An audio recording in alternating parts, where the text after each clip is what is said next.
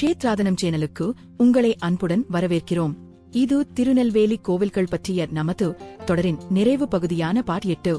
நீங்கள் முந்தைய பகுதிகளை பார்க்காமல் இருந்தால் அந்த வீடியோக்களின் இணைப்புகளும் ஆலய விவரங்களும் இந்த வீடியோவின் விளக்கத்தில் கொடுக்கப்பட்டுள்ளன. இந்த வீடியோவில் திருநெல்வேலி சுற்றியுள்ள 13 முக்கிய திருப்புக்கள் மற்றும் முருகன் கோவில்களுக்கு நாம் ஒரு புனித பயணம் மேற்கொள்வோம்.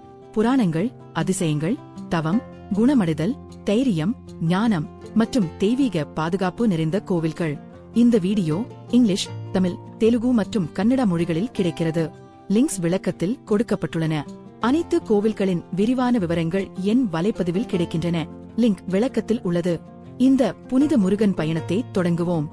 1. திருச்செந்தூர் முருகன் கோவில். நமது பயணம் உலகின் மிகச்சிறந்த முருகன் கோவில்களில் ஒன்றான திருச்செந்தூர் சுப்பிரமணிய சுவாமி கோவிலில் தொடங்குகிறது. வங்காள விரிகுடா கரையில் அமைந்துள்ள திருச்செந்தூர் பகவான் முருகனின் 6 புனித போர்ப்படை வீடுகளான 6 படை வீடுகளில் 2வது ஆகும். இது முருகன் சூரபத்மன் என்ற அசுரனை வென்ற புனித இடம். முருகன் சூரபத்மனுடன் கடுமையான போரில் ஈடுபட்டார். அசுரன் மாமரமாக மாறிய போது முருகன் தனது வேலால் அதை 2ஆக பிளந்தார். ஒரு பகுதி அவரது வாகனமான மயிலாக மாறியது, மற்றொன்று அவரது கொடியில் உள்ள சேவலாக மாறியது. இந்த தெய்வீக வெற்றி சூரசம்ஹாரம் என்று நினைவு கூறப்படுகிறது. ஆனால் திருச்செந்தூர் ஒரு போர்க்களம் மட்டுமல்ல, அது பணிவின் இடமும் ஆகும். வெற்றிக்கு பிறகு பகவான் முருகன் தனது தந்தையான சிவபெருமானை வழிபட்டார். இன்றும் தீப ஆராதனை முதலில் சிவலிங்கத்திற்கு காட்டப்பட்டு பின்னர் முருகனுக்கு காட்டப்படுகிறது. ஆதி சங்கராச்சாரியர் கடுமையான வயிற்று வலியால் அவதிப்பட்ட போது பகவான் முருகன் அவரை கனவில் திருச்செந்தூருக்கு அழைத்தார். இங்கு சங்கரர் ஆதிசேஷனின் குடையின் கீழ் முருகனின் அரிய தரிசனத்தை பெற்று சக்தி வாய்ந்த சுப்பிரமணிய புஜங்கத்தை இயற்றினார். மற்றொரு மறக்க முடியாத புராணம் கூறுவதாவது, டச்சுக்காரர்கள் உற்சவ மூர்த்திகளை கொள்ளையடித்து கடலில் பயணம் செய்தபோது ஒரு பயங்கரமான புயல் எழுந்தது. பயத்தில் அவர்கள் அந்த விக்கிரகங்களை கடலில் எறிந்தனர். பின்னர் பகவான் முருகன் ஒரு பக்தரின் கனவில் அவற்றின் இருப்பிடத்தை வெளிப்படுத்தினார். மேலும் விக்கிரகங்கள் மீட்கப்பட்டன. 2004 சுனாமியின் போது சுற்றியுள்ள பகுதிகள் அழிவடைந்த போதும் கோவில் தீண்டப்படாமல் நின்றது. 2. ஸ்ரீ சுப்பிரமணிய சுவாமி கோவில், வள்ளியூர். திருநெல்வேலியிலிருந்து சுமார் 40 கிலோமீட்டர் தொலைவில் வள்ளியூர் சுப்பிரமணிய சுவாமி கோவில் உள்ளது. இது அருணகிரிநாதர் பாடிய புனித திருப்புக்கள் ஸ்தலமாகும். இது பூர்ணகிரி மலையில் செதுக்கப்பட்ட தனித்துவமான குடைவரை குகை கோவில். கோவில் ஓம் வடிவில் உள்ளது என்று நம்பப்படுகிறது.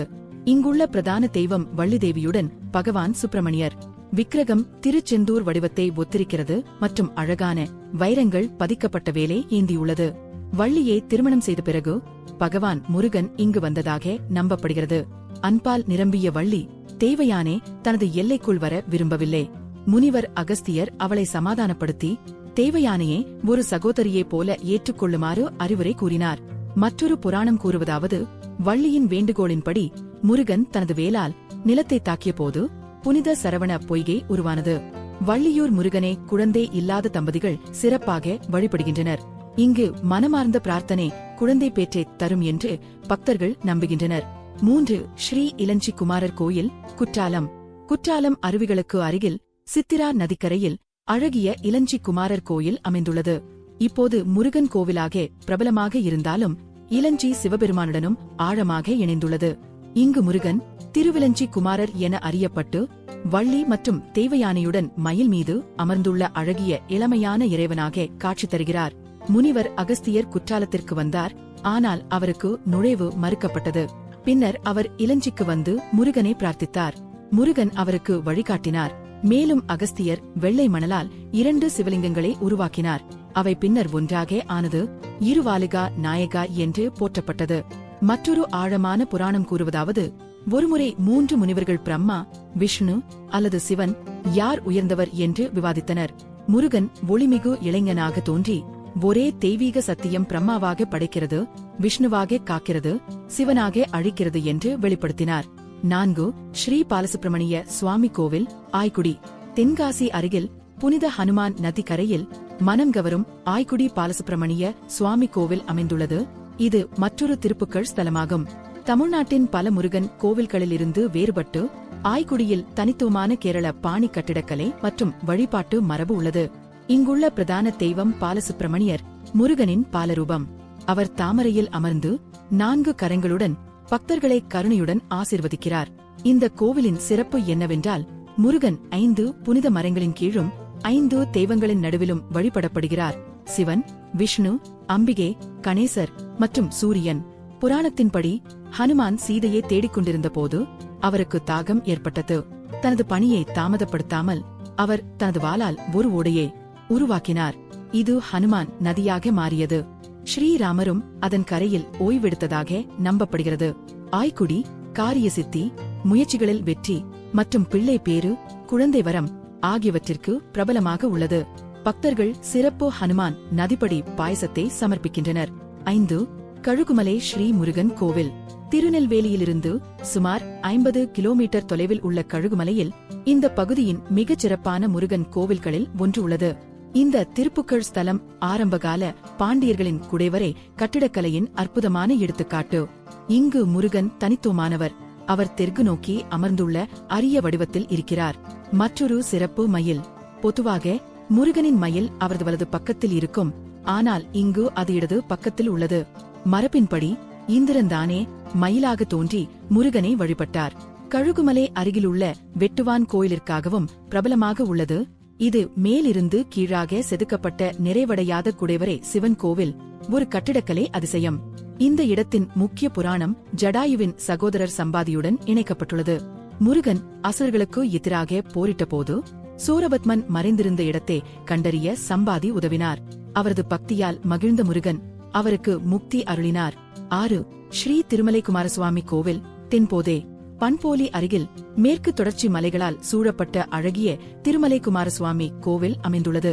இந்த மலைக்கோவில் ஒரு திருப்புகழ் ஸ்தலம் மற்றும் சுந்தரர் சுவாமிகளின் பாடல்களுடனும் தொடர்புடையது.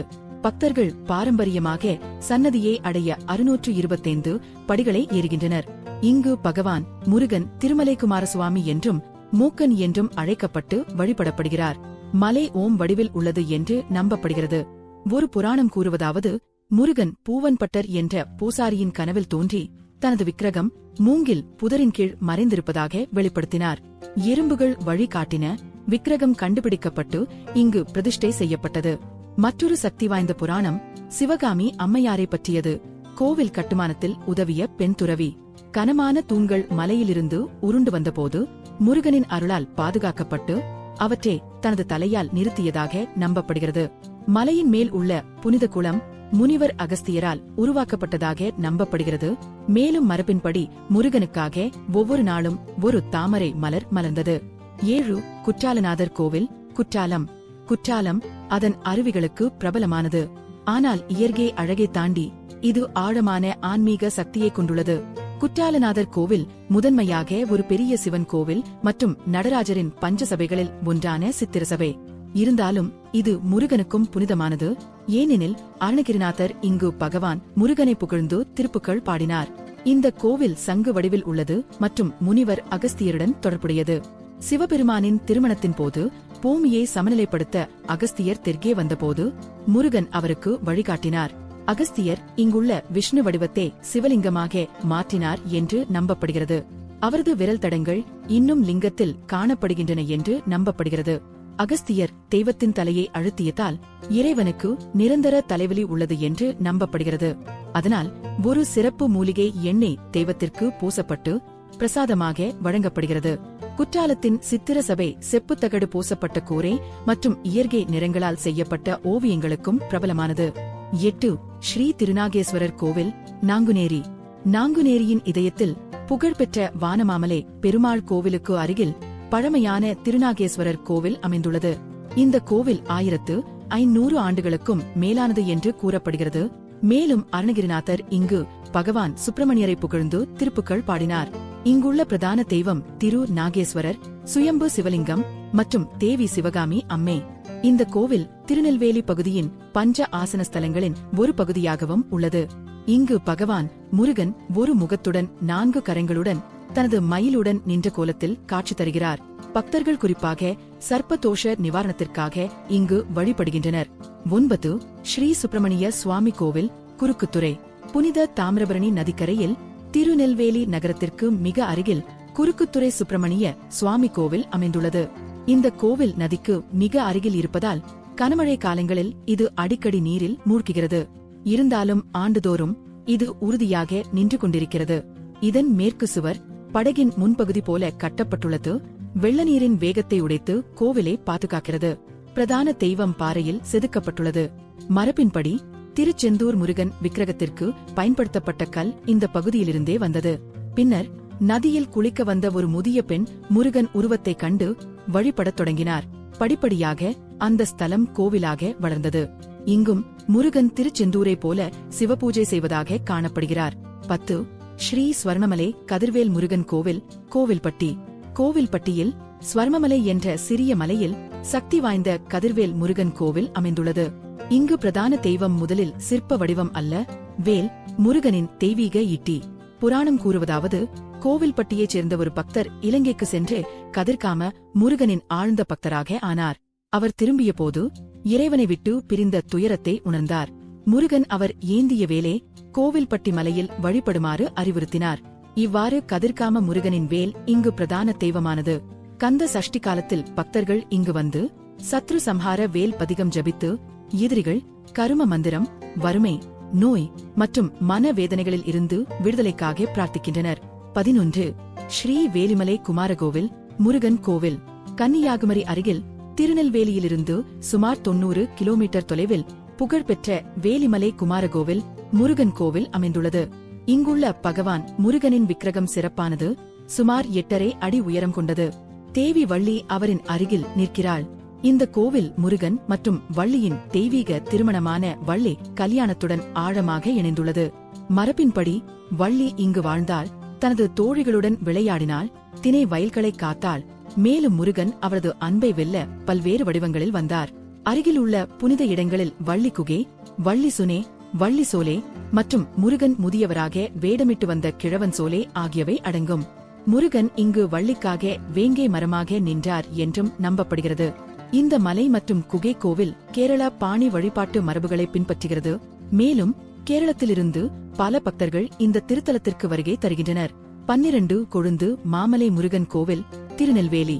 அம்பாசமுத்திரம் பகுதியின் பசுமையான பின்னணியில் திருநெல்வேலியிலிருந்து சுமார் 25 கிலோமீட்டர் தொலைவில் கொழுந்து மாமலை முருகன் கோவில் அமைந்துள்ளது.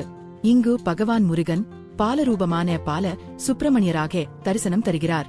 கொழுந்து மாமலை என்ற பெயர் குணமடைவதுடன் தொடர்புடையது. புராணத்தின்படி ஹனுமான் சஞ்சீவி மலையை இலங்கைக்கு எடுத்துச் சென்றபோது அந்த மூலிகை மலையின் பகுதிகள் பல இடங்களில் விழுந்தன.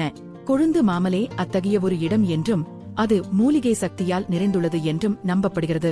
மற்றொரு புராணம் கூறுவதாவது, திருச்செந்தூர் முருகன் ஒரு பக்தரின் கனவில் தோன்றி இந்த மலையில் தவம் செய்யுமாறு அறிவுறுத்தினார். அந்த பக்தர் இங்கு வழிபட்டு முருகனை குழந்தை வடிவில் தரிசித்தார். இங்கு இளநீர் கிணறு என்ற சிறப்பு கிணறும் உள்ளது. மழைக்காலத்தில் அதன் நீர் இளநீரைப் போல இனிப்பாக இருக்கும் என்று கூறப்படுகிறது. 13. நாதகிரி முருகன் கோவில், கூடலூர். நமது இறுதி கோவில் தென்காசி பகுதியில் உள்ள கூடலூரில் அமைந்துள்ள நாதகிரி பாலசுப்பிரமணிய சுவாமி கோவில். இங்கு பகவான் முருகன் ஒரு சிறிய மலையில் அழகாக நின்ற பாலசுப்பிரமணிய சுவாமி வடிவில் காட்சி தருகிறார். கோவிலை அடையும் முன்பே மரங்களும் செடிகளும் நிறைந்த பசுமை மனதிற்கு அமைதியே தருகிறது. இந்த கோவில் சித்தர்களால் வழிபடப்பட்டது என்று நம்பப்படுகிறது. பக்தர்கள் சித்தர்கள் இன்னும் இந்த மலையை ஆசீர்வதிக்கின்றனர் என்றும் நம்புகின்றனர். மலையைச் சுற்றி கிரிவலம் பாதை உள்ளது.